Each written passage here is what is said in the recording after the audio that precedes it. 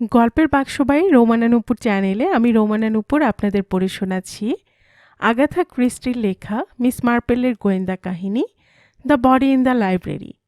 আজ শুনবেন উপন্যাসটির তৃতীয় অর্থাৎ শেষ পর্ব। ডেনহ্যামের অতি পরিচিত ডাক্তার মিস্টার মেটকাফ, তিনি কনওয়ে জেফারসনের চিকিৎসকও। সুপারিনটেন্ডেন্ট হার্পার তার সঙ্গে দেখা করলেন মিস্টার জেফারসনের শারীরিক স্বাস্থ্যের বিষয়ে জানবার জন্য। ডাক্তার মেটকাপ জানালেন মিস্টার জেফারসনের হৃৎপিণ্ড, ফুসফুস, রক্তচাপ সবই অত্যন্ত চাপের মধ্যে রয়ে গেছে। মেরুদণ্ডও ক্ষতিগ্রস্ত। কোনো রকম পরিশ্রম বা আঘাত বা আচমকা ভয় এই ধরনের কিছু হলে তার মৃত্যু ঘটে যাওয়া সম্ভব। ডাক্তার মেটকাফ আরও জানালেন যে আগে মিস্টার জেফারসন খুব শক্তিমান পুরুষ ছিলেন। এখনও তার 2 হাত ও কাঁধে যথেষ্ট ক্ষমতা রয়েছে। হার্পার বললেন, আপনার কথার সূত্র ধরে তাহলে ধরে নিতে পারি যে কেউ হয়তো ধরে নিয়ে থাকতে পারে যে মেয়েটির মৃত্যু সংবাদে মানসিক আঘাতজনিত কারণে তার মৃত্যু ঘটতে পারে। হ্যাঁ, সেটা সহজেই হতে পারে, বললেন ডাক্তার মেটকাফ। দেখা যাক, বলে বিদায় নিলেন হার্পার। ইতিমধ্যে হার্পার কয়েকজন গার্ল গাইডকে চিহ্নিত করেছিলেন। তারা পামেলা রিভসের ঘনিষ্ঠ ছিলেন। বন্ধুর ব্যাপারে কোনো কথা তাদের জানা থাকতে পারে সন্দেহ করা হচ্ছিল। পথ চলতে চলতে আলোচনা করছিলেন হার্পার আর মিস্টার ক্লিদারিং। মিস মার্পেলকে মেয়েদের সঙ্গে কথা বলতে অনুরোধ জানাবো। তিনি মনে হয় এ ব্যাপারে আমাদের যথেষ্ট সাহায্য করতে পারেন। মনে হয় আপনি ঠিকই ভেবেছেন। ওর নজর খুব তীক্ষ্ণ, এ কথা ঠিক। আরেকটা কথা স্যার, আমি চাইছিলাম আপনি যদি একবার মিস্টার জেফারসনের ব্যক্তিগত পরিচারক এডওয়ার্ডকে একটু নাড়াচাড়া করে দেখেন। তার কাছে কি পাওয়া যাবে বলে ভাবছেন? সেই ঘটনা নিয়ে কি ভাবছে? পরিবারের সকলের পরস্পরের মধ্যে সম্পর্ক কেমন? রুবিকিন সম্পর্কে তার ধারণা কীরকম? এসব ভেতরের কথা যেমন খুশি প্রশ্ন করে আপনি জেনে নিতে পারেন। আপনি জেফারসনের বন্ধু, আপনাকে সে মন খুলে জানাতে ভরসা পাবে। দুজনে কথা বলতে বলতে মিস মার্পেলের টেবিলে গিয়ে বসলেন। তিনি খুশি হয়ে স্বাগত জানালেন। হার্পার প্রস্তাব দিতেই তিনি মেয়েদের সঙ্গে কথা বলতে সম্মত হলেন। স্যার হেনরি বললেন, ওহো, আপনাকে বলা হয়নি মিস মার্পেল। হার্পার জানিয়েছেন রুবিকিনের বাজে কাগজের ঝুড়িতে কাটা নখের কিছু টুকরো পাওয়া গেছে। খুশি হয়ে মিস মার্পেল বললেন, তাহলে যা ভেবেছি তাই। কি ভেবেছিলেন আপনি মিস মার্পেল? সুপারিনটেন্ডেন্ট হার্পার নিতে চাইলেন। সাধারণত যেসব মেয়ে কড়া রকমের মেকআপ করে তাদের নখ বড় থাকে। রুবিকিনেরও বড় নখ ছিল, একটা ভেঙে গিয়েছিল। সেই কারণে সে সব নখ সমান করে নেবার জন্য বাকিগুলোও কেটে ফেলে। এটাই স্যার হেনরিকে দেখতে বলেছিলাম। তাহলে এ বিষয়ে আপনার ব্যাখ্যা কি? জানতে চাইলেন হার্পার। আপাতত কোনো ব্যাখ্যাই নেই, তবে এটা যে খুবই গুরুত্বপূর্ণ তা বুঝতে পারছি, বললেন মিস মার্পেল। রেমন স্টারের টেনিস প্রশিক্ষণ পর্ব চলছিল তারের জালে ঘেরা জায়গাটায়। শক্ত সমর্থ মাঝ বয়সী এক মহিলা রেমন্ডের কাছে তালিম নিচ্ছিলেন। এবারে হোটেলের দিকে চলে গেলেন। বেঞ্চে 3 জন দর্শক বসেছিল।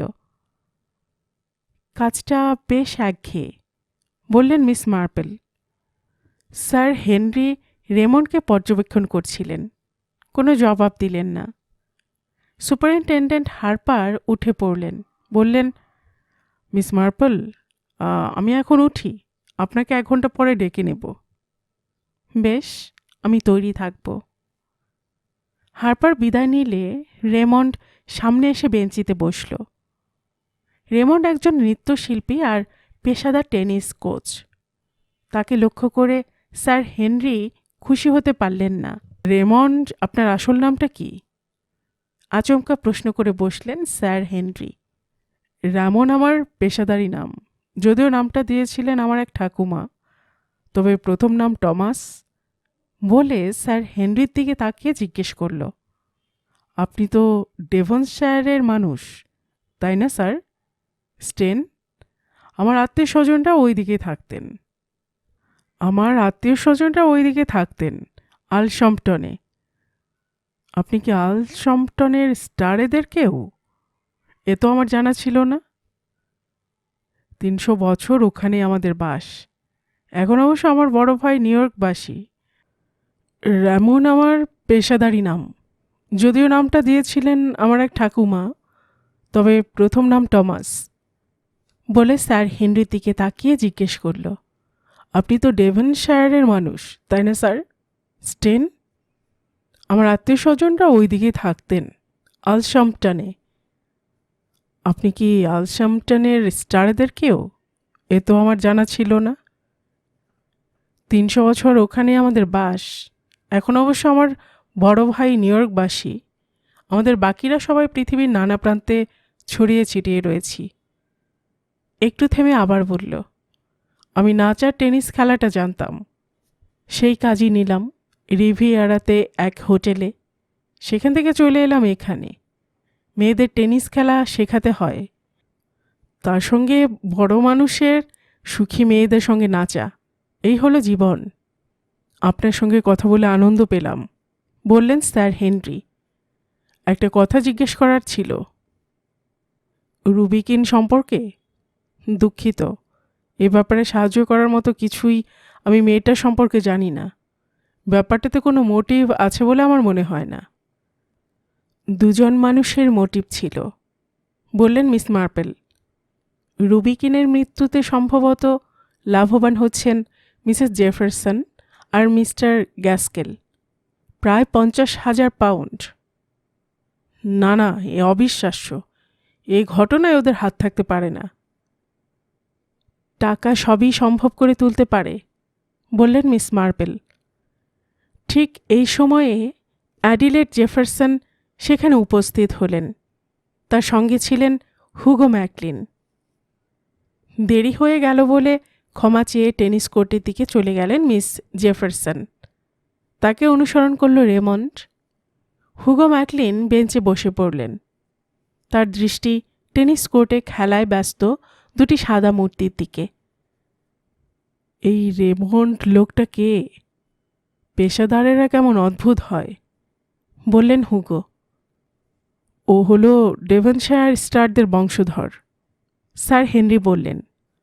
সত্যিই তাই? হুগো ম্যাকলিন অখুশি হলেন বোঝা গেল। অ্যাডি আমাকে কেন যে ডেকে পাঠালো বুঝতে পারছি না। আপনাকে কখন ডেকে পাঠিয়েছে? সাগ্রহে জানতে চাইলেন স্যার হেনরি। যখন এসব ঘটছিল টেলিগ্রাম পেলাম গল্ফ খেলে আসার পরই। সঙ্গে সঙ্গে চলে আসি। আপনাদের ডেনবারি হেক শুনেছি খুব ভালো জায়গা, খরচও কম, বললেন মিস মার্পেল।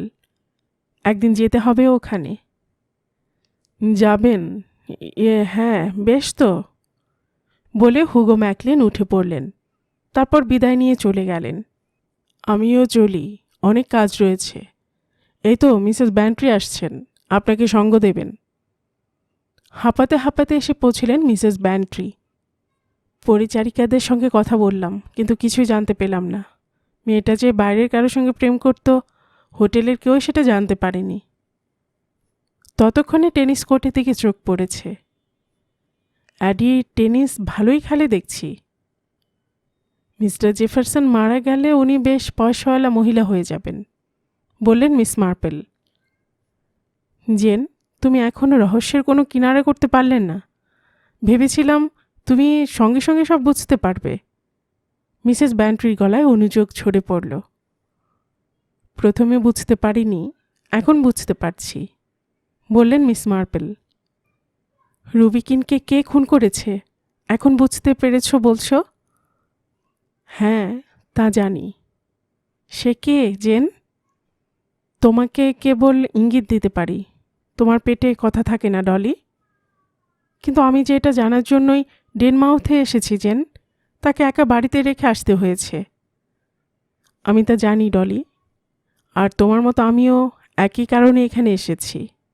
হোটেলের একটা নিরিবিলি কামরা। এডওয়ার্ডস সসম্ভ্রমে স্যার হেনরি ক্লিদারিংয়ের বক্তব্য শুনছিলেন।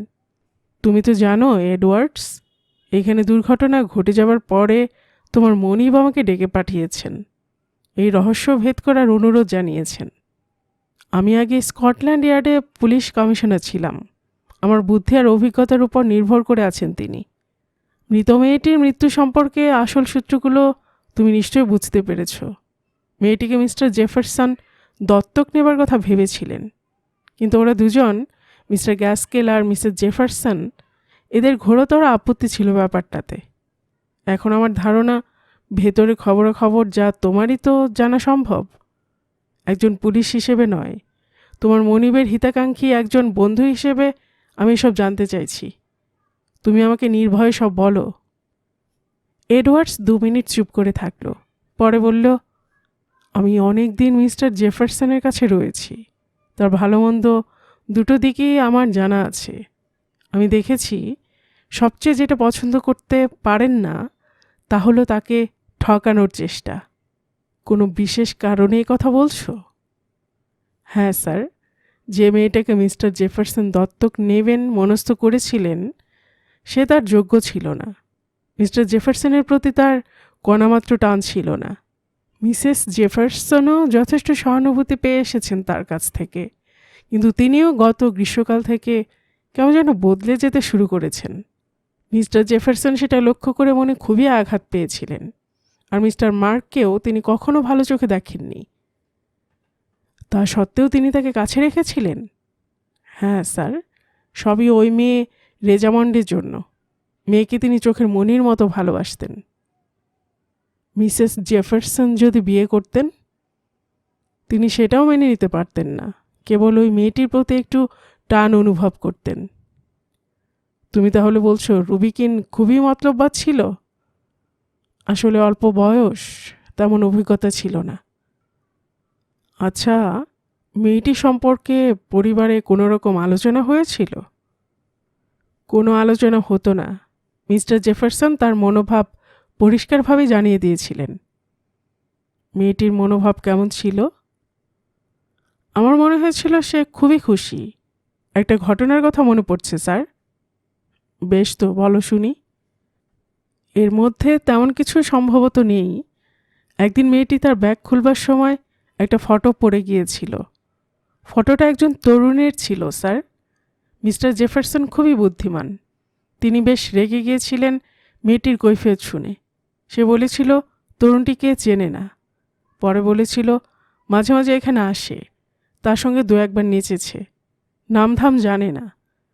মিস্টার জেফারসন কড়া দৃষ্টিতে কয়েকবার তাকিয়ে তাকে কেবল দেখে নিয়েছিলেন। তাছাড়া সে কোথাও গেলে তিনি আমার কাছে জানতে চাইতেন সে কোথায় গেল। স্যার হেনরি মাথা দোলালেন। তিনি আরও কয়েকটা প্রশ্ন করলেন, কিন্তু এডওয়ার্ডস তেমন কিছু বলতে পারল না। ডেনমাউথের পুলিশ দপ্তরে সুপারিনটেনডেন্ট হারপার কয়েকটি মেয়ের সাক্ষাৎকার গ্রহণ করছিলেন। প্রত্যেকে প্রায় একই কথা চাইছিল। পামেলা রিভস তাদের কাছে বলেছিল সে উলওয়ার্থ যাচ্ছে আর পরের বাসে ফিরে আসবে। ঘরের এক কোণে অত্যন্ত সাধারণ হাবভাব নিয়ে বসেছিলেন মিস মার্পল। কেউই তাকে বিশেষভাবে লক্ষ্য করেনি। শেষ মেয়েটিকে বিদায় দেবার পর মিস মার্পল ঘরমাক্ত হারপারের দিকে তাকিয়ে বললেন, আমি ফ্লোরেন্স স্মলের সঙ্গে কথা বলতে চাই। হারপার একটি কনস্টেবলকে দিয়ে মেয়েটিকে আবার ডেকে পাঠালেন। ফ্লোরেন্স স্মল একজন অবস্থা সম্পন্ন কৃষকের মেয়ে। দীর্ঘাঙ্গী, কালো চুল, বাদামি চোখ। সে খুবই ঘাবড়ে গিয়েছিল। মিস মার্পল মেয়েটিকে বললেন, নিশ্চয়ই বুঝতে পারছ, পামেলার মারা যাওয়ার দিন সব ঘটনার কথা বিশেষভাবে জানা দরকার। তুমি যা জানো আমাকে খুলে বলো। যদি তা না বলো তাহলে পুলিশ তোমাকে সন্দেহ করবে, তোমাকে জেলেও পাঠাতে হতে পারে। সব কথা এখনই আমাকে খুলে বলো। ফ্লোরেন্স কয়েকবার ইতস্তত করল। পরে মিস মার্পেলের ভাবলেশহীন চোখের দিকে তাকিয়ে বলতে লাগল, পামেলা সেদিন উলওয়ার্থে যাচ্ছিল, তাই না? মিস মার্পেল তীব্র স্বরে বললেন। কাতরভাবে মেয়েটি মিস মার্পেলের দিকে তাকালো। মিস মার্পেল প্রশ্ন করলেন, কোনো ফিল্মের ব্যাপার ছিল, তাই না? মেয়েটি চাপা স্বরে বলে উঠল, হ্যাঁ। এবারে সব কথা গোড়া থেকে খুলে বলো। পামেলা তোমাকে কি বলেছিল? র্যালিতে যোগ দিতে যাওয়ার সময় আমরা একসঙ্গে বাসের জন্য হাঁটছিলাম। ও আমাকে বলেছিল ওর সঙ্গে একজন ফিল্মের প্রযোজকের আলাপ হয়েছিল। লোকটা পামকে বলেছিল পামের অভিনয় ক্ষমতা আছে, তবে কিছুদিন শিক্ষানবিশি করতে হবে। পামকে র্যালির পরে ডেনমাউথে একটা হোটেলে লোকটার সঙ্গে দেখা করতে বলেছিল। সে তাকে স্টুডিওতে নিয়ে যাবে। সেখানে পরীক্ষা নেওয়ার পর পাম বাস ধরে বাড়ি ফিরতে পারবে। বেশ, বলে যাও। আমাদের র্যালি ভালোভাবে শেষ হয়েছিল। পাম আমাকে বলেছিল সে এবারে ডেনমাউথ হয়ে উলুয়ার্থে যাচ্ছে। ওকে আমি ফুটপাথ ধরে যেতে দেখেছিলাম। কথা শেষ করে বেদনার্ত দৃষ্টিতে মেয়েটি মিস মার্পেলের চোখের দিকে তাকালো। আমাকে সব কথা বললে তুমি ঠিক কাজ করেছ। ফ্লোরেন্সকে বাড়িতে পাঠিয়ে দেবার পর মিস মার্পেল ওর কাহিনী হারপারকে শোনালেন। শেষে বললেন, এরকম কিছুই আমি ভেবেছিলাম। আপনি অসাধারণ মিস মার্পেল।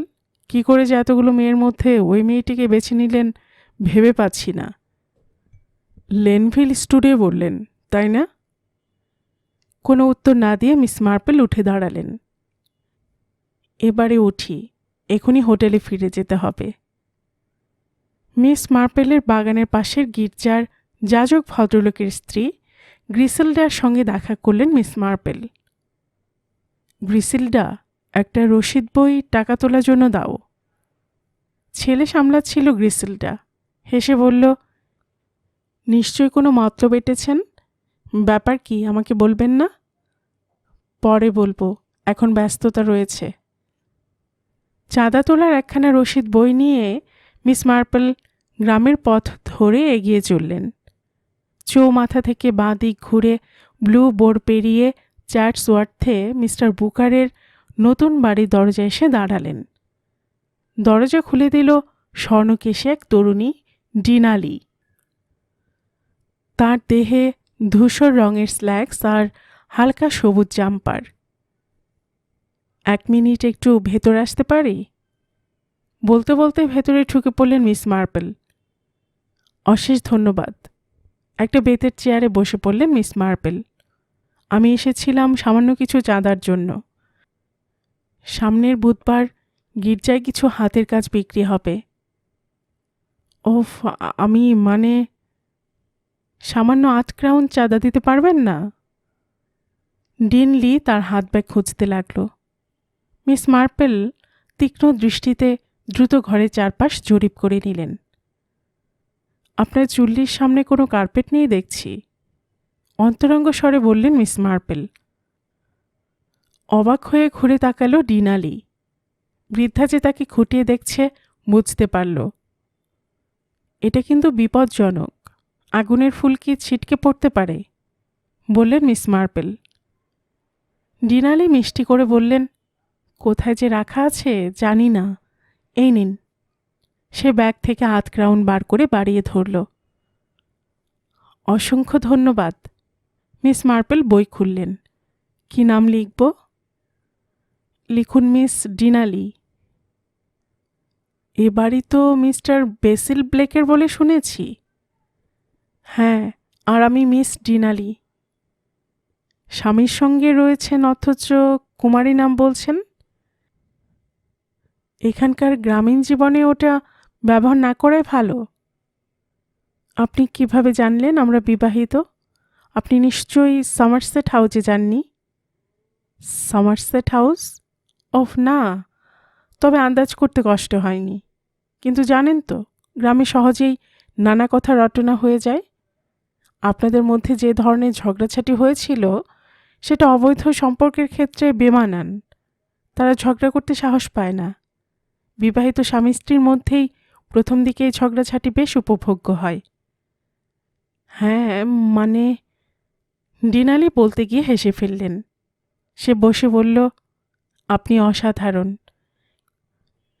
কিন্তু আমাদের সম্পর্কের কথাটা সম্মানজনকভাবে প্রকাশের কথা বলছেন কেন? কারণ যে কোনো মুহূর্তে আপনার স্বামীকে খুনের অভিযোগে গ্রেপ্তার করা হতে পারে। বেসিল খুন করেছে বলছেন? আপনি কি সেই ম্যাজিস্ট্রেট হোটেলের মেয়েটির কথা বলছেন? হ্যাঁ, কিন্তু ও তো একদম বাজে কথা। ঠিক সেই সময়েই বাইরে একটা গাড়ির শব্দ শোনা গেল। দুহাতে কয়েকটা বোতল নিয়ে বেসিল ব্লেক দরজা খুলে ভেতরে ঢুকল। ডিনালি উঠে দাঁড়িয়ে রুদ্ধশ্বাসে বলে উঠল, উনি কি বলছেন শোনো তো? সেই মেয়েটাকে খুন করার অপরাধে তোমাকে নাকি গ্রেপ্তার করা হবে। ওফ ভগবান! বেসিল ব্লেকের হাত থেকে বোতলগুলো সোফার উপর পড়ে গেল। সে ধপ করে একটা চেয়ারে বসে পড়ে দুহাতে মুখ ঢাকল। বেসিল, আমি জানি এ কথা সত্য নয়। আমার দিকে তাকাও বেসিল, তুমি তো তাকে চিনতেই না, তাই না? হ্যাঁ, উনি ওকে জানতেন, বললেন মিস মার্পল। চুপ করুন, বেসিল তীক্ষ্ণ স্বরে বলে উঠল। ম্যাজিস্ট্রেট হোটেলে একবার ওর সঙ্গে আমার দেখা হয়েছিল মাত্র। তুমি এ কথা বিশ্বাস করো ডিনা? ডিনা হতভম্ব হয়ে জিজ্ঞেস করল, আমি তো কিছুই বুঝতে পারছি না। তোমার ওপরে তাহলে সন্দেহ পড়ছে কেন? কার্পেটটা কি করেছেন? মিস মার্পেল বলে উঠলেন। ডাস্টবিনে ফেলে দিয়েছি। আর্তনাদের স্বরে বেসিলের গলা চিড়ে বেরিয়ে এলো কথাগুলো। কাজটা খুব বোকার মতো হয়ে গেছে। ওর মধ্যে নিশ্চয়ই মেয়েটির পোশাকের আঁশ লেগেছিল। হ্যাঁ, সেটা কিছুতে তুলে ফেলতে পারিনি। এসব কি বলছো তোমরা? ডিনা তীব্র স্বরে চিৎকার করে উঠল। ওকে জিজ্ঞেস করো, তিক্ত স্বরে বলল বেসিল। উনি মনে হচ্ছে সবই জানেন। আমি অনুমান করতে পারছি। তাহলে শুনুন বলছি, বললেন মিস মার্পল। আমার মনে হয় এক পার্টিতে আপনার স্ত্রীর সঙ্গে ঝগড়া হওয়ার পর আপনি গাড়ি চালিয়ে এখানে চলে এসেছিলেন। সে রাতে মাত্রা ছাড়িয়ে পান করার ফলে সময়টা নিশ্চয়ই খেয়াল করতে পারেননি। রাত প্রায় 2টোর সময় বাড়িতে ফিরে এসেছিলাম, বলল বেসিল। দরজা খুলে আলো জ্বালতেই চোখে পড়ল। হ্যাঁ, বাকিটা আমি বলছি, বললেন মিস মার্পেল। দেখলেন সামনে কার্পেটের উপরে একটা মেয়ের অসাড় দেহ পড়ে আছে। সান্ধ্য পোশাকে শ্বাসরুদ্ধ একটা মেয়ে। হ্যাঁ, মুখ প্রায় নীল হয়ে গিয়েছিল, ফোলা। দেখে মনে হয়েছিল অনেকক্ষণ আগেই মারা গিয়েছিল, কিন্তু সে পড়েছিল আমারই শোবার ঘরে। বলতে বলতে কেঁপে উঠল বেসিল। আমার ভয় হচ্ছিল যে কোনো মুহূর্তে ডিনা এসে পড়বে। ওই অবস্থা আমাকে দেখলে ভেবে নেবে আমি মেয়েটিকে খুন করেছি। সেই মুহূর্তে একটা মতলব মাথায় এসে গেল। নাকুচু দাম্ভিক বুড়ো ব্যান্ট্রির কথা মনে পড়ল। আমাকে বরাবর অবজ্ঞার দৃষ্টিতে দেখে। তাকে জব্দ করার জন্য মৃত স্বর্ণকেশীকে ব্যান্ট্রির লাইব্রেরিতে চালান করে দিলাম। সকালে কিন্তু পুলিশ এখানে চলে এলো। সে চিফ কনস্টেবল। ইচ্ছে করে লোকটির সঙ্গে খারাপ ব্যবহার করেছিলাম। এসব ঘটনা যখন ঘটছে তখনই ডিনা এসে পড়ে। ডিনা জানলার বাইরে তাকালো, বলল, একটা গাড়ি আসছে, অনেকগুলো লোক রয়েছে ভেতরে। খুব সম্ভব ওরা পুলিশ, বললেন মিস মার্পেল। বেসিল ব্লেক উঠে দাঁড়ালো, হাসবার চেষ্টা করল। তাহলে এর সঙ্গে আমি জড়িত? ভালো কথা ডিনা, ভয় পাবার কিছু নেই। আমাদের পারিবারিক উকিল বুড়ো সিমের কাছে যেও। মার কাছে গিয়ে আমাদের বিয়ের কথা জানিও। ভেঙে পড়ার কিছু নেই, আমি খুন করিনি, সবই ঠিক হয়ে যাবে। ঘরে ঢুকলেন ইন্সপেক্টর স্ল্যাক, সঙ্গে একজন। Mister basil Blake? হ্যাঁ। গত 20 সেপ্টেম্বর রাতে রুবি কিন নামে একটি মেয়েকে খুন করার অভিযোগে আপনাকে গ্রেপ্তারের পরোয়ানা রয়েছে। আমার সঙ্গে আপনাকে আসতে হবে। বেসিল মাথা নিচু করল, ডিনাকে দেখল, বলল, বিদায় ডিনা। ইন্সপেক্টর স্ল্যাক মিস মার্পেলের উপস্থিতি লক্ষ্য করে সুপ্রভাত জানালেন। উৎসাহে তিনি টকবক করছিলেন। কার্পেটটা হাতে পেয়েছিলেন। তাছাড়া গাড়ি রাখার জায়গায় লোকটাকে জিজ্ঞেস করে জানতে পেরেছিলেন বেসিল ব্লেক রাত 11টার সময় চলে এসেছিল। বেসিলকে বিকারগ্রস্ত বলেই মনে হচ্ছিল তার। প্রথমে রিভস মেয়েটাকে শ্বাসরোধ করে মারা হয়েছে, পরে নিজের গাড়ি নিয়ে পার্টিতে চলে আসে, তারপর টেনমাউথে, তারপর রুবিকিনকে এখানে এনে গলা টিপে মেরে কর্নেল ব্যান্ট্রি লাইব্রেরিতে ফেলে আসে। যৌন উন্মাদ ছাড়া কিছু নয়। ছকটা নিজের মনে গোছাতে গোছাতে বেসিলকে নিয়ে বেরিয়ে যায় স্ল্যাক। ডিনা মিস মার্পেলের দিকে তাকালো, তার চোখে কাতরতা। আমি জানি না আপনি কে, কিন্তু বেসিল কখনো এমন কাজ করেনি। আমি জানি সে করেনি, কে করেছে তাও জানি, তবে প্রমাণ করতে একটু সময় লাগবে। বাড়ি ফিরে স্টাডি রুমে ঢুকলেন মিসেস ব্যান্ট্রি। রাজকীয় ভঙ্গিতে ঘোষণা করলেন, আমি ফিরে এলাম আর্থার। কর্নেল ব্যান্ট্রি লাফিয়ে উঠে স্ত্রীকে আদর করে কাছে টেনে নিলেন। খুব ভালো হলো। স্বামীর দিকে তাকিয়ে মিসেস ব্যান্ট্রির মনে হলো তিনি যেন কেমন চুপসে গেছেন, একটু কৃশও। চোখের কোণে কালি পড়েছে। ডেনমাউথে কেমন কাটলো বলো, বললেন কর্নেল ব্যান্ট্রি। খুব মজা হলো। তুমি তো জেফারসনদের পছন্দ করতে, তুমি গেলে খুব আনন্দ হতো। যেতে পারলাম না, অনেক কাজ। ব্র্যাডফোর্ডশায়ারে তোমাদের সভা কেমন হলো? তুমি তো সভাপতি। কিন্তু মানে আমি যাইনি। মিসেস ব্যান্ট্রি থমকে গেলেন, কড়া স্বরে বললেন, বৃহস্পতিবার ডাফের সঙ্গে ডিনারের কথা ছিল। ও হ্যাঁ, সেটা বন্ধ রাখা হয়েছিল, ওদের রাঁধুনি অসুস্থ। গতকাল তো জেলরদের কাছে যাওয়ার কথা ছিল, শরীর ভালো নেই বলে ওদের টেলিফোন করে জানিয়ে দিয়েছিলাম। খুবই বিরস মুখে বসেছিলেন মিসেস ব্যান্ট্রি। এমন সময় মিস মার্পেল ঘরে ঢুকলেন। তোমাকে টেলিফোন করে কোথাও পেলাম না জেন, তাই ভাবছিলাম কি করব, বললেন মিসেস ব্যান্ট্রি। সব কিছু বিশ্রী লাগছে। লোকে আর্থারকে এড়িয়ে চলতে আরম্ভ করেছে। ও কেমন যেন বুড়োটে হয়ে গেছে। জেন, তুমি একটা কিছু করো, আমার খুব ভয় করছে। ভাবনার কিছু নেই ডলি, বললেন মিস মার্পেল। কর্নেল ব্যান্ট্রি ঘরে ঢুকলেন। মিস মার্পেলকে দেখে খুশি হলেন।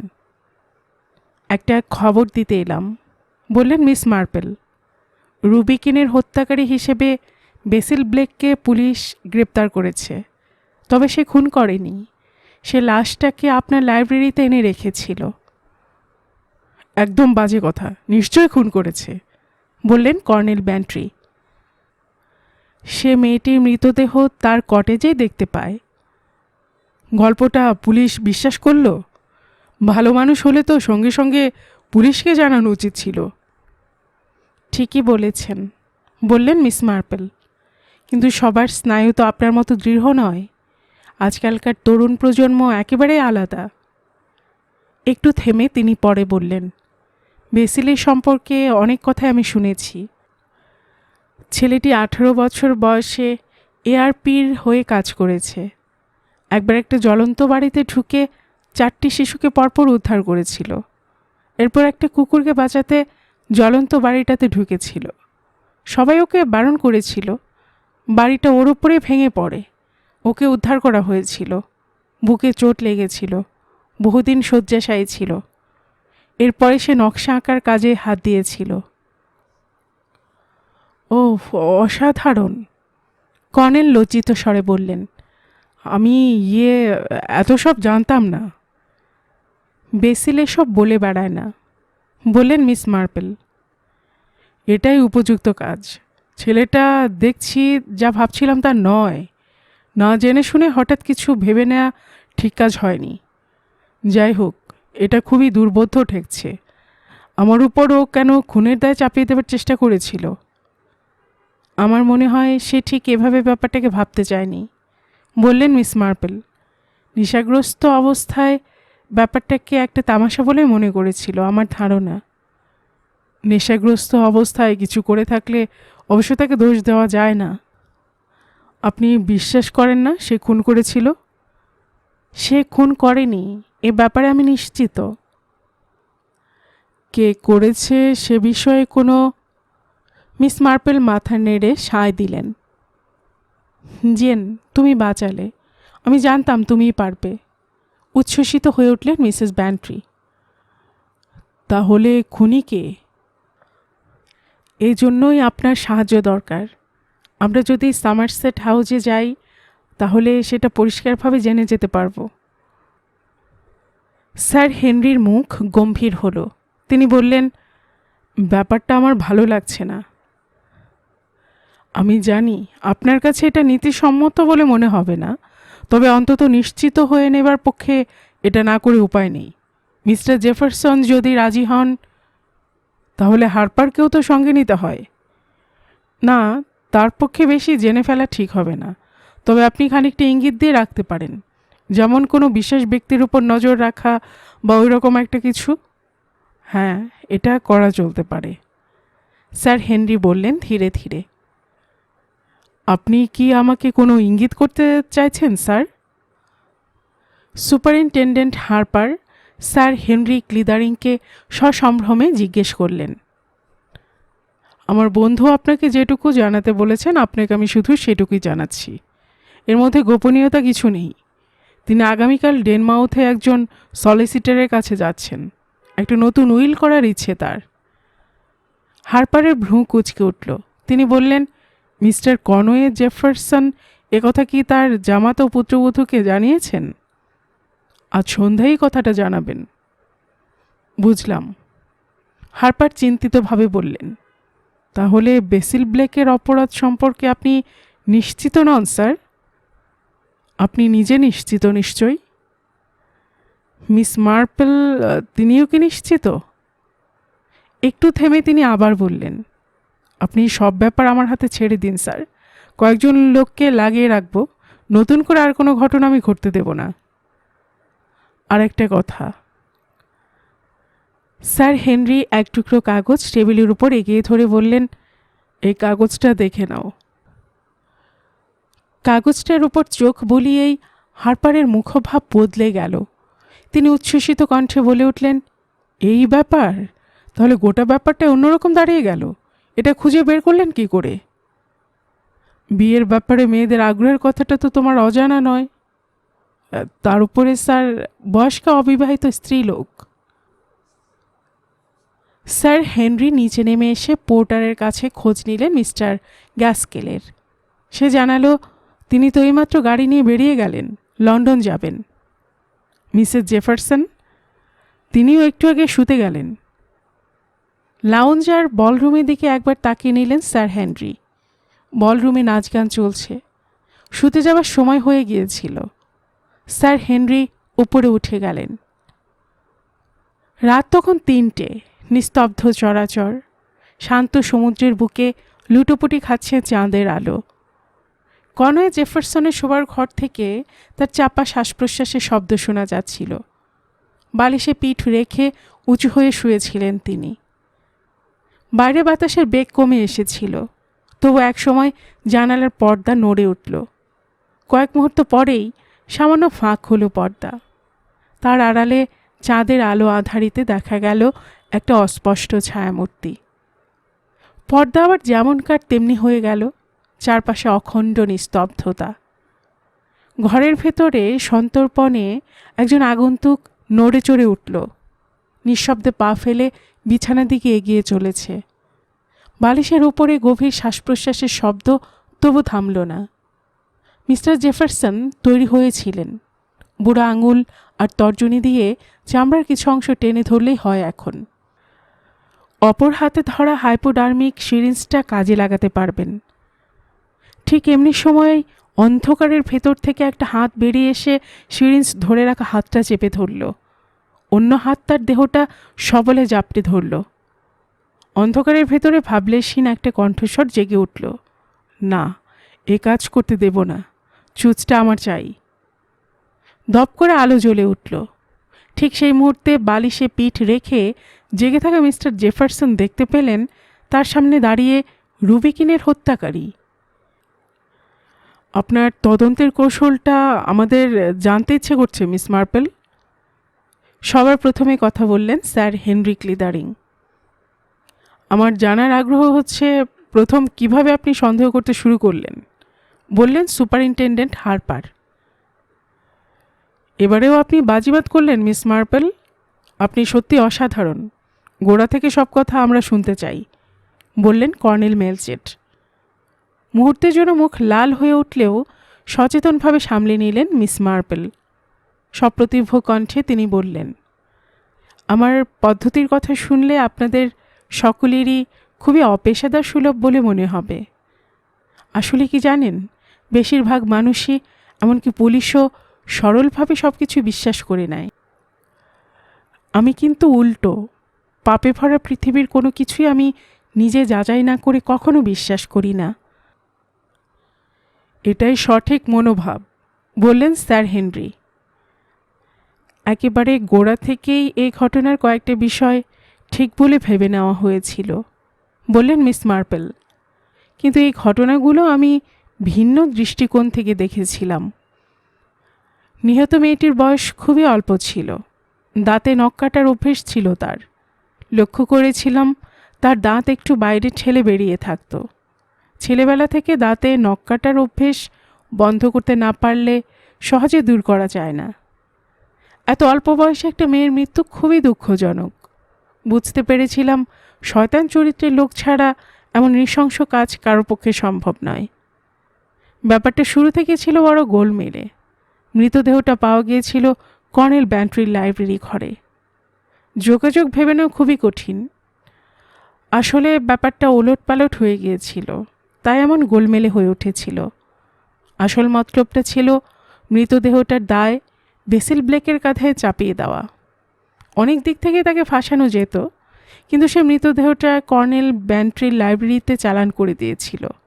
আসল খুনি এতে খুবই অস্বস্তিতে পড়ে গিয়েছিল, আর আমাদেরও অনেকটা সময় নষ্ট হয়ে যায়। স্বাভাবিকভাবেই পুলিশের সন্দেহ মিস্টার ব্লেকের উপরে পড়ত। খোঁজ নিলেই তারা জানতে পারত সে মেয়েটিকে চিনত। আরও জানা যেত সে অন্য আরেকটা মেয়ের সঙ্গেও মেলামেশা করে। পুলিশ ধরে নিত রুবি কোনোভাবে ব্ল্যাকমেল করতে এসেছিল মিস্টার ব্লেককে। তখন তাকে শ্বাসরোধ করে খুন করা হয়। নৈশ ক্লাবগুলোতে সাধারণত এ ধরনের অপরাধই ঘটে থাকে। কিন্তু ব্যাপারটা ঘুরে গিয়েছিল অন্যদিকে। সকলের দৃষ্টি পড়েছিল জেফারসন পরিবারের উপর, আর এই ব্যাপারটাই বিশেষ একজনের খুবই বিরক্তির কারণ হয়ে উঠেছিল। আমার যে প্যাঁচালো মন, আগেই তা বলে দিয়েছি। কোনো কিছু সোজাভাবে আমি নিতে অভ্যস্ত নই। আমি অর্থের দৃষ্টিকোণ থেকে ব্যাপারটা দেখার চেষ্টা করি। অবশ্য এরকম না ভেবে উপায় ছিল না। বুঝতে পেরেছিলাম মেয়েটির মৃত্যুতে লাভবান হবে দুজন লোক। 50,000 পাউন্ড নেহাত ছেলে খেলা নয়, বিশেষ করে যার অর্থনৈতিক অবস্থা সঙ্গীন। ওই দুজন লোকেরও অর্থনৈতিক অবস্থা খুবই খারাপ ছিল। যদিও তাদের দুজনকে বাইরে থেকে খুবই ভদ্র মানুষ বলে মনে হয়েছিল, সন্দেহ করার মতো নয়। তবু কিছুই তো বলা যায় না। মিসেস জেফারসন যেভাবে জীবন কাটিয়ে চলেছিলেন, শ্বশুরের উপর নির্ভরশীল তার জীবন, তাতে তিনি হাঁপিয়ে উঠেছিলেন। গত গ্রীষ্মকাল থেকে তার মধ্যে অসহিষ্ণুতা প্রকাশ পেতে শুরু করেছিল। যদিও তিনি জানতেন, ডাক্তার জানিয়েছিলেন তার শ্বশুর বেশি দিন বাঁচবেন না। রুবিকিনের আবির্ভাব না হলেও অবস্থাটা মোটামুটি মানিয়ে নিয়ে চলার মতোই ছিল। মিসেস জেফারসন তার ছেলেকে খুবই ভালোবাসতেন। সন্তানের ভালোর জন্য কোনো অপরাধকে নৈতিক দিক থেকে সঠিক বলে মনে করে এমন বহু স্ত্রীলোক দেখা যায়। মিসেস জেফারসন ছিলেন সেই শ্রেণীর। মিস্টার মার্ক গ্যাস্কেল স্বভাবতই সন্দেহ করার মতো মানুষ। তিনি জুয়ায় আসক্ত ছিলেন। তার নৈতিক চেতনাও তেমন জোরালো ছিল না। তবু তাকে আমি উপেক্ষা করেছিলাম। বিশেষ কতগুলো কারণে আমার ধারণা হয়েছিল এই হত্যার ঘটনার সঙ্গে কোনো স্ত্রীলোক জড়িত। তবে দুজনের ব্যাপারটা অর্থের দৃষ্টিকোণ থেকে দেখেও আমি হতাশ হয়েছিলাম, কেননা রুবিকিনের মৃত্যুর সময় এদের দুজনেরই জোরালো অ্যালিবাই ছিল। এর পরেই পাওয়া গেল দগ্ধ গাড়িটা আর তার মধ্যে পামেলা রিভসের দেহ। এই ঘটনার পরে সমস্ত কিছু আমার চোখের সামনে পরিষ্কার হয়ে গেল। আমি বুঝে গেলাম ওই অ্যালিবাইয়ের কোনো মূল্য নেই। এভাবে মূল ঘটনার দুটো অংশ আমার হাতে এলো। কিন্তু অত্যন্ত বিশ্বাসযোগ্য হওয়া সত্ত্বেও দুটো ঘটনাকে মেলাতে পারছিলাম না। বুঝতে পারছিলাম কোথাও একটা যোগসূত্র আছে, কিন্তু আমি তা খুঁজে পাচ্ছিলাম না। যে লোকটিকে অপরাধী বলে সন্দেহ করছিলাম তার কোনো মোটিভই খুঁজে পাওয়া যাচ্ছিল না। স্বীকার করতেই হয়, আমি খুবই বোকামি করে ফেলেছিলাম। ডিনালির সঙ্গে দেখা হবার পর কথাটা আমার মনে পড়ে, অথচ অত্যন্ত স্বাভাবিক একটা ব্যাপার। বিবাহ, সমারসেট হাউস, কেবল মিস্টার গ্যাসকেল বা মিসেস জেফারসনের বিয়ে নয়, আরও একটা বিয়ের সম্ভাবনা ছিল। ওই দুজনের কারো বিয়ে হয়ে থাকলেও এই বিয়ের চুক্তিতে অন্য আরেকজনের জড়িত থাকার কথা। রেমন্ডের মনে এমন ভাবনা থাকতেই পারত যে একজন ধনী স্ত্রী পাবার তার সম্ভাবনা ছিল। মিসেস জেফারসনের প্রতি সে গভীরভাবে আকৃষ্ট ছিল, আর তার প্রেরণাতেই মিসেস জেফারসন একটা সময়ে বৈধব্যের জীবন থেকে বেরিয়ে আসার জন্য বিশেষভাবে চঞ্চল হয়ে উঠেছিলেন। রেমন্ড ছাড়া আরেকজন ছিলেন, তিনি হলেন মিস্টার ম্যাকলিন। তাকে মিসেস জেফারসন খুবই পছন্দ করতেন। শেষ পর্যন্ত হয়তো তিনি তাকে বিয়ে করতেন। মিস্টার ম্যাকলিন আর্থিক দিক থেকে খুবই দুরবস্থার মধ্যে ছিলেন, আর তিনি ডেনমাউথ থেকে সে রাতে খুব দূরেও ছিলেন না। সে কারণে আমার ভাবনা চিন্তা আমি একজনের মধ্যে কেন্দ্রীভূত করে নিয়েছিলাম, কেননা এদের যে কোনো একজনের পক্ষে কাজটা করে ফেলা অসম্ভব কিছু নয়। তবে ওই দাঁতে নখ কাটার ব্যাপারটাই আমাকে জানিয়ে দিয়েছিল খুনি কে। সেই নখ, সবিষয়ে বলে উঠলেন স্যার হেনরি। একটা নখ ভেঙে যাওয়ায় বাকি নখ তো সে কেটে ফেলেছিল। কথাটা কিন্তু ঠিক নয় স্যার হেনরি, কেননা দাঁতে কাটা নখ আর এমনি ভেঙে যাওয়া নখ কিন্তু আলাদা। মেয়েদের নখ সম্বন্ধে যাদের ধারণা আছে তারা আমার কথাটা অস্বীকার করবেন না। নখগুলো ছিল বাস্তব ঘটনা, তা না হলে আরেকটা অর্থই হতে পারে। কর্নেল ব্যান্ট্রির লাইব্রেরি ঘরে যে মৃতদেহ পাওয়া গিয়েছিল সেটা রুবিকিনের নয়। যে এই ঘটনার সঙ্গে জড়িত এই সূত্র সরাসরি তার দিকে আঙ্গুলি নির্দেশ করছিল। লাশটা শনাক্ত করেছিল জোসি। সে ভালোভাবে জানত দেহটা রুবিকিনের নয়। লাইব্রেরি ঘরে দেহটা দেখার পর সে খুবই ধাঁধায় পড়ে গিয়েছিল। সব রহস্য ফাঁস করে দেবার মুখে প্রায় চলে এসেছিল সে, কারণ সে জানত দেহটা কোথায় পাওয়ার কথা ছিল। সে জানত দেহটা পাওয়ার কথা ছিল বেসিল ব্লেকের কটেজে। আপনাদেরও নিশ্চয়ই মনে পড়বে, জোসি বেসিলের দিকে ইঙ্গিত করেছিল। সে রেমন্ডকে জানিয়েছিল রুবি হয়তো ফিল্মের লোকটার কাছে গিয়ে থাকতে পারে। আরও একটা কাজ সে আগেই করে রেখেছিল। বেসিলের একটা ফটো রুবির হাত ব্যাগে তার অগোচরে ঢুকিয়ে রেখেছিল। জোসি এমন একটা মেয়ে যে টাকা ছাড়া দুনিয়া আর কিছু চেনে না। তার বাস্তব জ্ঞান টনটনে আর অত্যন্ত কুটিল। এসব মানুষ নখের মতোই শক্ত ধাতের হয়ে থাকে। তাহলে কি দাঁড়াচ্ছে? দেহটা যখন রুবিকিনের নয় তখন অবশ্যই আর কারোর হবে। কিন্তু সে কে? সম্ভাবনা তো একটাই, যে মেয়েটি নিরুদ্দেশ বলে জানা যায় নিশ্চয়ই তার দেহ। সে হলো পামেলা রিভস। বয়সের দিকটা লক্ষ্য করুন। রুবির ছিল 18, পামেলার 16। দুজনেই স্বাস্থ্যবতী এবং অপক্ক। আমি ব্যাপারটা একটু নেড়েচেড়ে ভাববার চেষ্টা করলাম। পেছনে এমন কি ব্যাপার কাজ করছে যাতে ব্যাপারটাকে এমন গোলমেলে করে তোলবার দরকার হলো? আমি একটাই সম্ভাবনা খুঁজে পেলাম, সেটা হলো কোনো বিশেষ ব্যক্তির জন্য অ্যালিবাই তৈরি করা। তাহলে সেই বিশেষ ব্যক্তিটি কে? রুবিকিনের মৃত্যুর ক্ষেত্রে অ্যালিবাই ছিল 3 জনের ক্ষেত্রে, মার্ক গ্যাসকেল, মিসেস জেফারসন আর জোসির। ওদের পরিকল্পনায় কিভাবে কাজ করেছিল সেটা খুঁজে পাওয়া আপাত দৃষ্টিতে খুবই কঠিন বলে বোধ হবার কথা, অথচ ব্যাপারটা ছিল খুবই সরল। প্রথমত বেছে নেওয়া হয়েছিল হতভাগ্য পামেলাকে। ফিল্মের টোপ ফেলে তাকে সহজেই বশ করা গিয়েছিল। ফিল্মে নামার সম্ভাবনাটাকে খুব বিশ্বাসযোগ্যভাবে তার সামনে তুলে ধরেছিল মার্ক গ্যাসকেল। লোভ সামলাতে না পেরে টোপ গিলে নিয়েছিল সে। মার্ক গ্যাসকেল তার জন্য হোটেলে অপেক্ষা করেছিল। পামেলা হোটেলে আসে। সে মেয়েটিকে পাশে দরজা দিয়ে জোসির কাছে নিয়ে যায়। মেয়েটিকে তার পরিচয় দেয় একজন মেকআপ বিশেষজ্ঞ বলে। হতভাগ্য সরল মেয়েটির কথা ভাবলে আমার খুব কষ্ট হয়। বাথরুমে বসে জোসি ওর চুল আর মুখে প্রসাধনী লাগিয়ে দেয়, হাত ও পায়ের নখে নখ পালিশ লাগিয়ে দেয়। এরই মাঝখানে তাকে ওরা সম্ভবত কোনো আইসক্রিম বা সোডার মধ্য দিয়ে ওষুধও প্রয়োগ করে, ফলে পামেলা আচ্ছন্ন হয়ে পড়ে।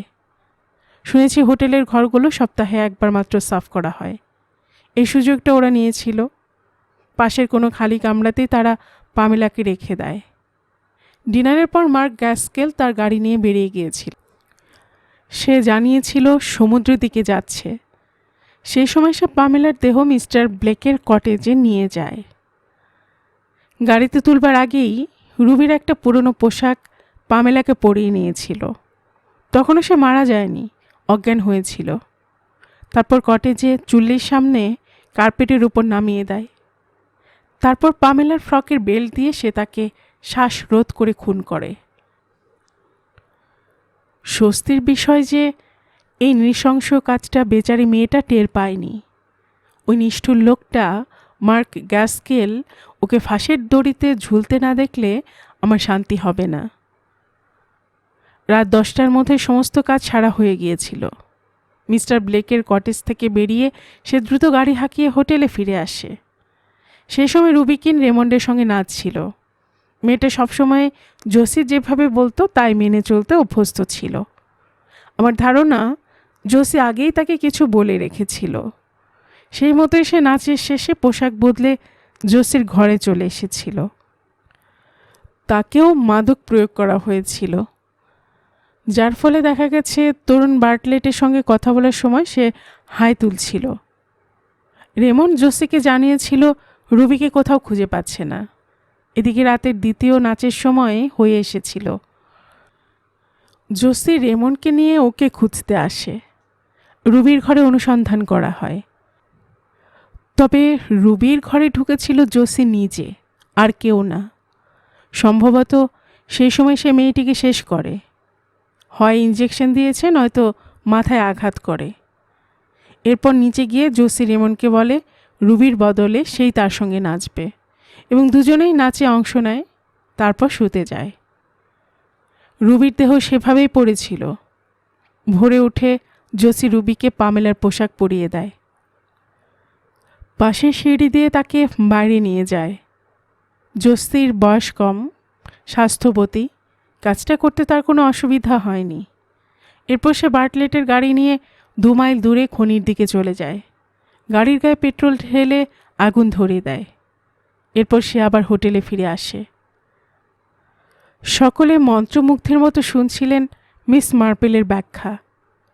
সবার আগে কথা বললেন কর্নেল মেলচেট। খুবই জটিল ছক, কাজও নিখুঁত, বললেন মিস মার্পেল। নখের গোলমালের ব্যাপারটা জোসি ঠিক লক্ষ্য করেছিল, সেজন্য সে কোনো ত্রুটি রাখতে চায়নি।